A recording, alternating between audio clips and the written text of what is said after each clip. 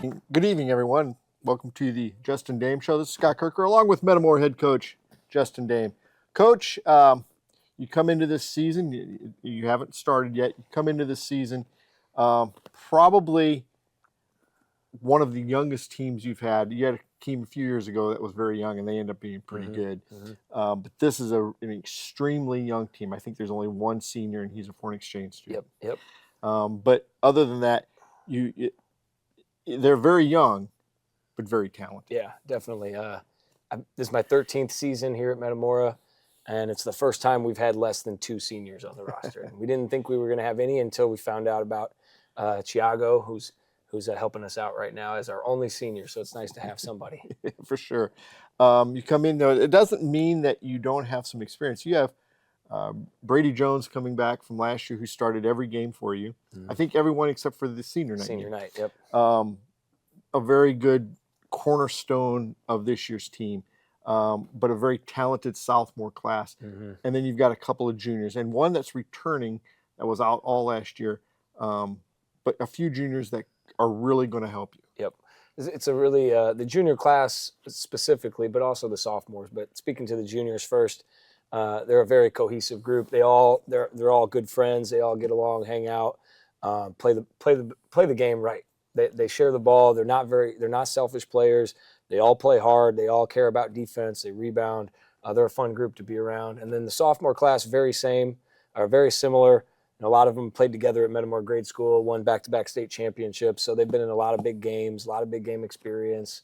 Only lost 1 game in 3 years in middle school, from 6th grade, 7th grade, and 8th grade up to now. So it's good to have a lot of guys that have won a lot of games. The junior class went to state when they were in 7th grade, I believe, maybe 3rd or 4th place, and then turned around the next year in 8th grade. They got beat by the Metamora Grade School team that ended up going to state with Zach Bourne and Brady playing up and those guys. So it's good to have experienced guys that have played in big games, that have been playing together for a long time. Talk a little bit about those juniors: Zach Bourne, Logan Vasquez, Briggs Busey, Gavin Geyer. Gavin Geyer.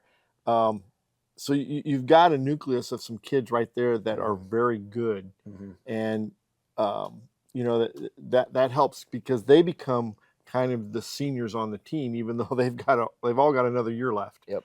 And some of those kids have got a lot of varsity time, and they're only juniors. So that's going to help you.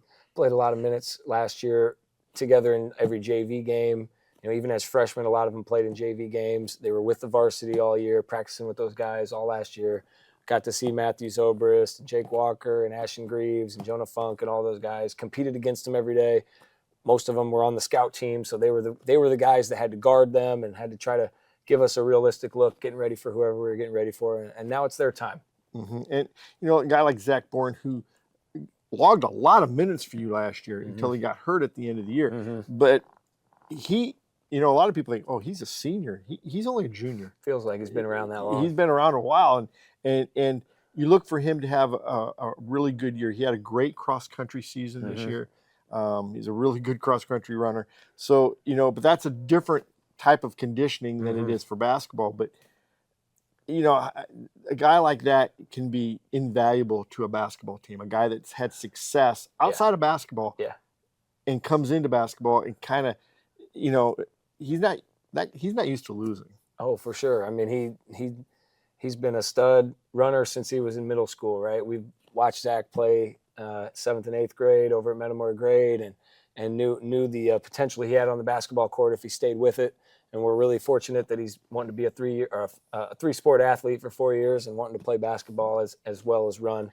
And like you said, it takes a little bit of an adjustment for him. He's used to just, straight line running in cross country. He might turn a little bit, but there's no cutting, there's no stopping, there's no defense. You're not guarding anyone. So it takes a little bit, a week or week and a half. But Zach's really come on the last few days. You can see he's back to his old basketball Zach, where he's just crashing like crazy, getting rebounds, getting loose balls, finishing around the basket. He's just a magnet for the basketball sometimes. And the other guy that I really like in that group is Logan Vasquez, probably going to be your point guard.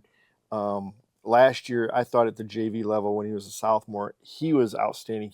When you needed a bucket with that group, he got you a bucket. When you needed a good pass, he got you a good pass. When you needed him to stop somebody, he stopped somebody.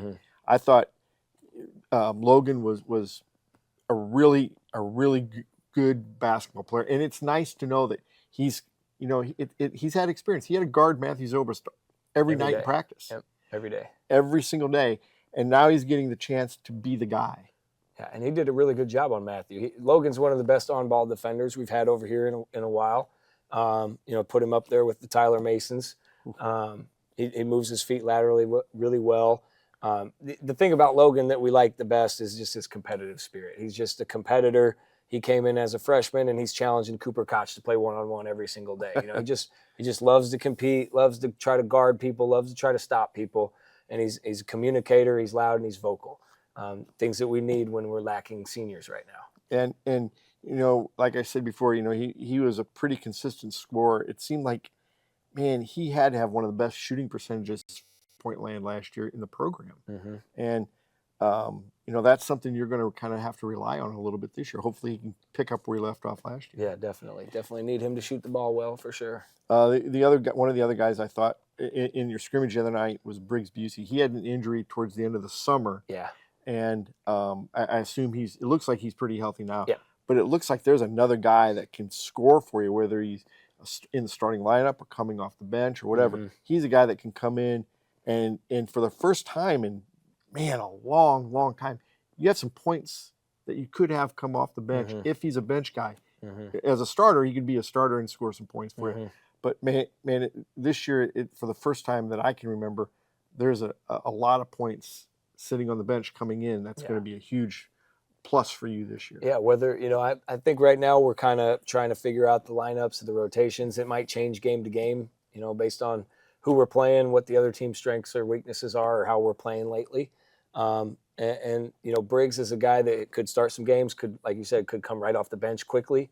I kind of compare him. He's got a little Zach Schroeder in him. He's a very perceptive player. He's really good if you're in a 1-2-2 press. He can read that pass guard to guard up top and steal it like Zach used to do a lot. He's kind of like a free safety out there on defense. He reads the ball well. He anticipates things really well. Gets a lot of steals. The flip side is sometimes he has a lot of almost steals where it's like he goes for stuff and he doesn't get it. So kind of the thing we're trying to get with him is you're going to go for it. You got to get it. Or you got to at least tip it out of bounds. Right. It's kind of one of those. Being a young guy, he's really aggressive, which we love, and he makes a lot of plays out there. And sometimes he can make plays for the other team. Right. And so that's kind of the learning curve right now is when do you go for it? When do you not go for it? And then your other one is Gavin Geyer, who missed all of last year. Yep. And, by all reports coming into this season, he's made a full recovery. Yep. And everybody that talks about him he's really good this year. Yep. He's another option for you. Not only has he made a full recovery, he's surpassed where he was last year. It's really been incredible to watch how much better Gavin has gotten and his determination to get back on the court. He played maybe 2 weeks last year of the regular season before games started. He looked really good in practice. And then unfortunately had some stuff start to happen and took a long time to figure out what it was before they finally got a diagnosis. Missed a little bit of baseball season too, I think, or just was never able to get back to himself. Missed a ton of time at school. I think it probably, just being home all the time and not being around his buddies and friends gets to you a little bit too. So I'm super proud of what Gavin's been, where he's at right now. When you look back at what he's had to go through, the setback that he had, for him to have just like knocked down that door, and he's back better than ever. He's like a stock that went to the lows, but it's at all-time highs, right? You just got to sit in there and stay patient, and he's done that. He's put the work in. He's put the time in the weight room. He's been going and getting some extra like speed and agility training on his own time, and it shows. He's fast. He's quick. He's strong. Is he a guy that you look to score for you, or is he more of a defender, or what is there? A little bit of everything. Gavin is very strong, so he defends kind of multiple positions. He can be he can guard a bigger guy that's maybe taller and longer than him, but he uses his strength and low center of gravity not to let the guy get in good position to score. But offensively, I mean, he's as good a passer and cerebral player as we've had around here in a while. He sees things that other people don't see. He makes a lot of just little things, look-off passes, no-look passes, things that a lot of kids don't do. Like, he does it all the time. So he's going to be kind of that guy, that glue guy that kind of holds everybody together, Absolutely. scores when he needs to, makes the good pass, plays great defense, gets some rebounds. Talks and understands the game. He's a leader. He's like if Clayton Bachman was a little bit shorter, but a lot more skilled and a lot better athlete. Wow. That's promising. Yeah. You've got one senior. We don't want to forget him, Thiago Garcia. He was a kicker for the football team, and now he's playing basketball. What's his experience in basketball? He doesn't have a whole lot of experience. And thinking about the difference between basketball in America and everywhere else, they don't have school basketball outside of America. It's all just club sports. So I don't think he has any idea how many people are going to be at some of our games. Like, they don't, the way they play in most places in the world, there's probably not many people, maybe some parents at the games. But Right. I think going to the TOC, he's going to have his eyes open to what American high school basketball, and especially in Illinois, is like. It's a big deal up here. And, you know, when he played football, he was one of about 80 kids on the sidelines. Yeah. And he could hide behind the helmet. Right. And now he's going to be out front of everybody. Yeah. And it's probably going to be a little bit of an eye opener for sure. him. And but I bet you, if I'm him, I'm excited. I'm sure he's heard that it's going to be crowded. Those games in Washington, Yep. You know, we're close. And when you play in the TOC, we're going to be playing. We'll talk about that in the second half. But, there's going to be a lot of people that are going to come and watch, because Metamora is now a kind of a marquee name, and people not just from Metamora but other places in the conference are going to come watch that game, no matter who we play. And I think that's going to be it's got to be a little bit intimidating probably for somebody who's never experienced that. But now you've got some sophomores. You've got what, 5? Is it 5 sophomores, or is it 4? 6 or 7. We got Adam, Ashton, Brady, Colin, Sam. Who am I leaving off? Cam. Is that 6? That's 6. So let's start with sophomores. Cam.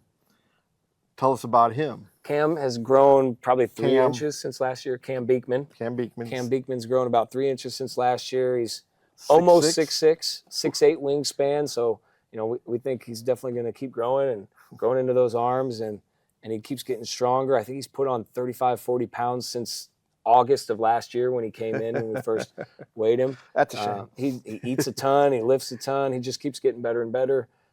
He's got a really high ceiling, a lot of potential in Cam. He's gonna do a lot of good things for us this year. He rebounds the ball really, really well. He does a great job of just getting the ball at his high point of his jump. He times it really well. You'd think like a receiver tight end type that just goes up and gets it at the right time before other people can get to it, and hangs onto that ball. He's good at finishing with both hands. He's a really good passer, and he's a really smart kid. Had a dunk in the scrimmage the other night. Yep. And then the other one, Zach. 2, I think. He might have, yes. And you have Zach Taylor. Ashton Taylor. Yes, my bad. Ashton Taylor, a guard. Yep, 6'1" guard, really, really good ball handler, really good driver, really good passer, can do everything.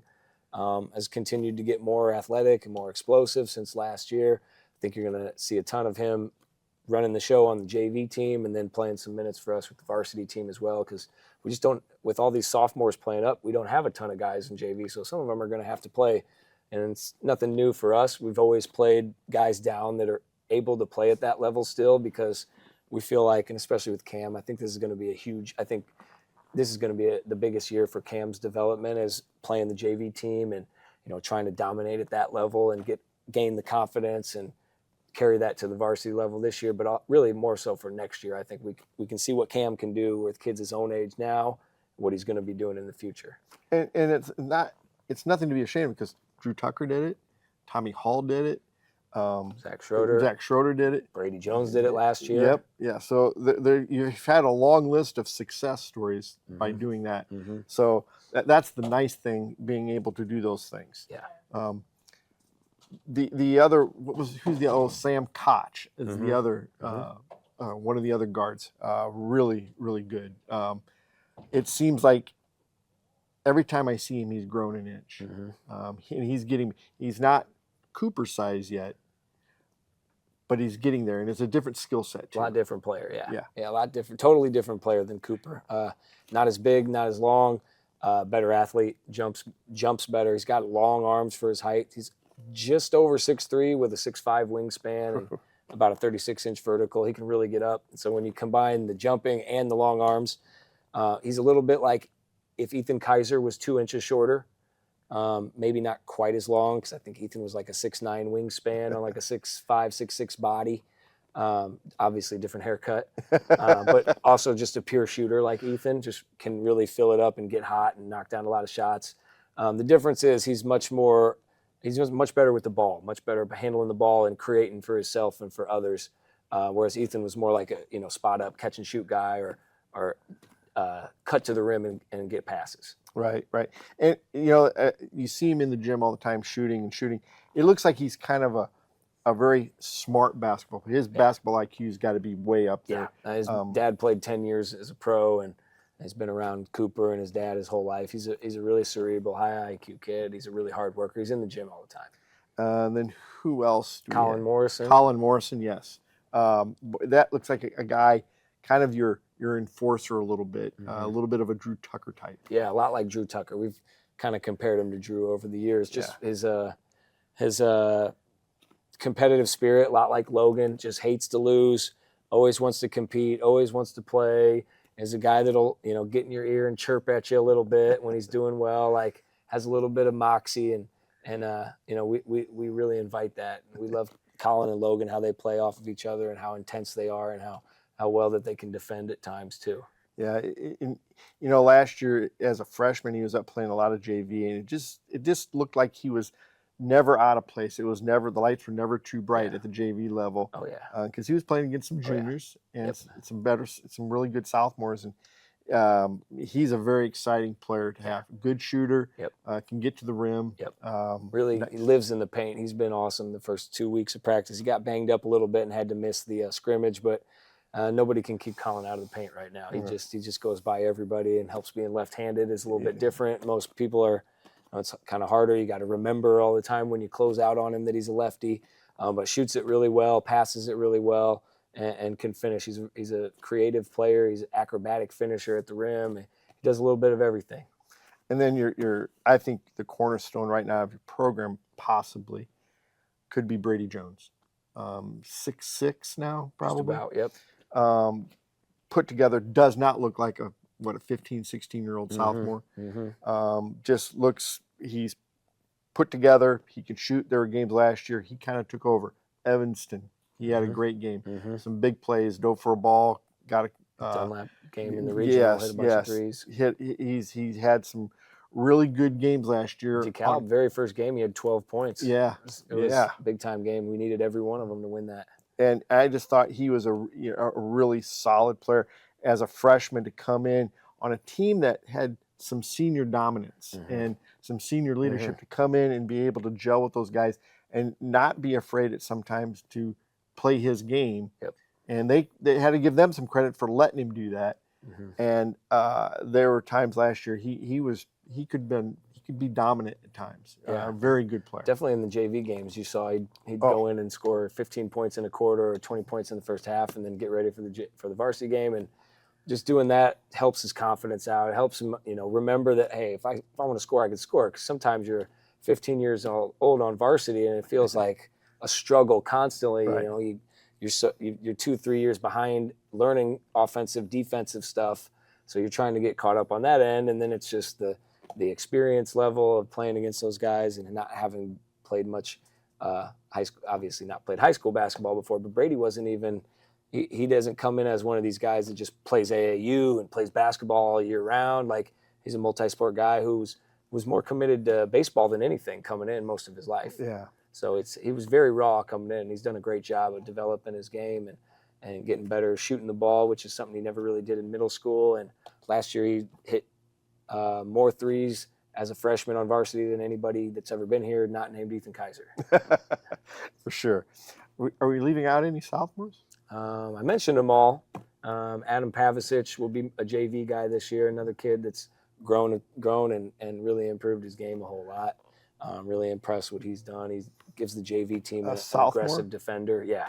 sophomore, has grown about 3 inches since last year. Long arms, plays really hard worker. He lives in the gym. He's here all the time, and it's like he never leaves. Him and Henry Gunderson and Evan Oberle are in there, probably in there right now after we get done lifting, just getting more shots up and challenging each other, playing one-on-one. It's fun to watch these guys. And then you got some freshmen that are pretty good. You got a Lynch kid that 6'5". Mm-hmm. About 6'6". About same. Him and Brady about 6'5.5", maybe 3/4. And we'll learn a little more about him as the season goes on. But why don't we take a break? When we come back, we'll talk about your Tournament of Champions, the tournament that you'll be going to here in another week, and the rest of the Mid-Illini. Yep. Germantown Grill, where our staff loves the game as much as you do. Football, basketball, baseball, whatever your sport, we'll be cheering right along as we serve up your hometown favorites. We've got everything you need to celebrate the wins. Food and flavors to satisfy any craving. Plus, the best private gaming around, powered by Gold Rush Gaming, the gold standard in video gaming. Only at Germantown Grill in Germantown Hills. Welcome back. Coach, in another week you head over to Washington. Probably other than Washington, it's the shortest trip of any team, maybe Morton. But great tournament for you to be in. Teams from all over the country, and you start off with a pretty good team from California, Pasadena North. Pasadena High. Pasadena High. They come in with a 7-footer and I think a 6'5" guy, 6'6". 6'5"-ish, yeah. I don't know. 7-footer. I've seen him listed 6'10", 6'11", 7 foot. He's never really know how tall some of these guys Yeah. are. I generally subtract 1 or 2 inches from most rosters, right? Especially when they're tweets or AAU coaches. It's like everybody wants their kid to seem better than they are. And that's kind of how it is. We think the opposite approach. When I'm like, if I'm a college coach and I am told a guy's 6'6" and I show up and he's 6'4", I'm immediately like, why? Yeah. What's going on here? What else am I not being told? But you go over there and you're going to be playing some really good teams. Yeah. And even when we've been at our best, I think we went 2-2. That's the best we've ever done. We did it twice. Yeah, did it twice. And you couldn't start your season off in a better place than that. And you go back over there again this year with your youngest team ever to play in the Tournament of Champions. But I'm pretty certain when you go over there, you're going to be going over there with your team will make Metamore proud. Yeah. You always play hard. You always play tough. You can't control how good these other teams are. Mm-hmm. And some of these teams will be a lot better than anybody will see the rest of the season. Mm-hmm. I think actually it's this is our fifth year. We started 1-3 the first year, and we really only won the one game because Kankakee was in the state championship for football, and they're missing their whole team. They had 6 guys. We went 2-2, then 2-2, then 2-2. So this year we only have 3 games. So we told the guys, this is our, we got a chance to be over 500 this year. We win 2 games. It's the best we've ever done there. Yeah. Yeah. We're in a lower division than we have been. We're in the gray ribbon shootout, which is more younger teams like us that may have a highly ranked star freshman or sophomore. And then there's 1 or 2 teams that have like the kid that's the 7-footer or 6'10" kid that's a senior. But the rest of the team, it's not like playing St. John Bosco. Yeah, that was a tough team. Yeah. But yeah, and it's still the lesser tournament is still where most of them. I think Washington's in our tournament, our side. They're on their other. They're still in theirs. It's still in theirs. Washington Invitational. Okay. Yeah. So, but there's other teams. I think Morton's in with us. Nope, they're in with Washington too. So it's a 4-team round robin, and it's all out of state teams. Okay, except for you. Yep, it's us, Pasadena High, Mount Bethel, which is out of Marietta, Georgia, right outside of Atlanta, and then Grace Christian, which is out of Knoxville, Tennessee. Okay. They're really small Christian private schools, I believe. And then there's Pasadena, which is a public high school. Okay, so you've got some good competition there. Yeah, it should be pretty good. I know Mount Bethel has a 6'9" sophomore who's a top 50 sophomore, but again, he's a prospect, he's a project, he's a sophomore. We've played in this long enough to know that we don't need to get intimidated just because a kid's tall and highly ranked. He would never play college basketball right now if he was on a team. He's just not experienced enough and not skilled enough yet. Not saying bad things about him, but that's just how it is when you're 16. Right. You just get recruited based on your size, right? Yeah, and your potential. Pass the eye test. Yeah, pass the eye test. They got a kid who's about a 6'5" freshman who's ranked top 20 in the country. But I mean, that's what happens. There's not very many 6'5" guards when there's 15. People will catch up eventually. Some kids don't end up being as good as you think they're going to be young, right? Other kids catch up to them, and that's kind of how that goes. This kid looks like he's a pretty good player, but he's still just a 15, maybe even 14-year-old. Right. Then you head into the Mid-Illini Conference. The Mid-Illini Conference this year, I think, is going to be really good. It's as good as the conference has been in a while. East Peoria is probably the favorite. I'd say Morton's probably the favorite. I was going to say Morton and East Peoria. Morton's probably got the of the big three, Metamora, East Peoria, and Morton. Morton's probably got the oldest team. I would say they got a bunch of seniors. They got a lot of guys that have played varsity basketball together a lot. And I just think that the style that they play, they're a really good defensive team. They really make you work to score the ball. And they're well coached. They're going to have everything scouted. Everything. They're going to take away what you do best. They're going to make your guys that are left-handed go right. Guys that can't go left, they're going to make them go left. Guys that can't shoot, they're not going to guard them. They're going to know our team inside and out. Like they have. They've been playing against us for years. East Peoria probably has the most talent in the area for sure. Got a few new guys coming in. May take some time. It's not easy to incorporate some transfers that maybe want to score and want to take shots, but you also got your two stars that I don't see them shooting less this year than they did last year. So we'll see how that goes. They lost in the first round of regional last year, so it's hard to put them as a favorite. So there's steps to this, right? Right. You don't just go to state after never winning a regional, right? There's a progression. So they've kind of got to earn their way a little bit. For sure. I think Morton has played in a lot of big games. Morton beat East Peoria last year at East Peoria. At Morton. And then East Peoria beat them, and that's what got us the conference title. Morton's got some size. They got 2 6'6" guys in there. They got some strong guards. They got some shooters. They got a little bit of everything. A new guard transferred in from Notre Dame. So they're going to be good. I think the rest of the conference is going to be pretty solid too. For sure. And Canton's going to be better this year.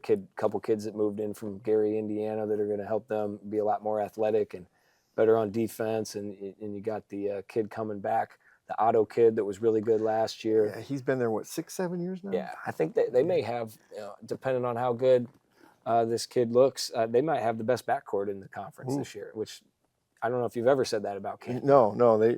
Maybe when Rhodes was there. Well, that's just one guy, though. Yeah, that's true. They got 2 pretty solid players now. Yeah, they're pretty solid. But the other teams that got Washington's always going to be a tough. Yep, they're never game. easy to play. They're never especially easy. Over there. No, they're never easy. And then Pekin. You never know what you're going to get there. But they're at the big school. They could come out and have some really good players. You never know. The biggest thing about the Mid-Illini is there's so many good coaches. They're gonna game plan to beat you. They're gonna know your stuff. They're gonna take away what you do best, and they're gonna play a style that's hard. Pekin hasn't been the most talented, most athletic team lately, but there's no shot clock in Illinois still, so they're gonna take advantage of that. They're gonna take 45, 50, 60 seconds off the clock every time they get it, and you're going to have to stay disciplined and stay solid. You can't make mistakes and beat yourself. They play on that big court over there. It's a college-length floor, so they can really spread the floor and take more time off. It's hard to... Open ends, too. Yep, it's a weird shooting environment. Yeah.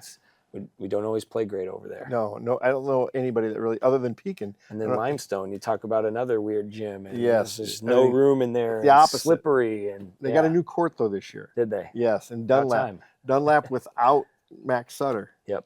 And so Miss Johnny Bargan and Max Sutter this year. Yes. And so they're going to be a different.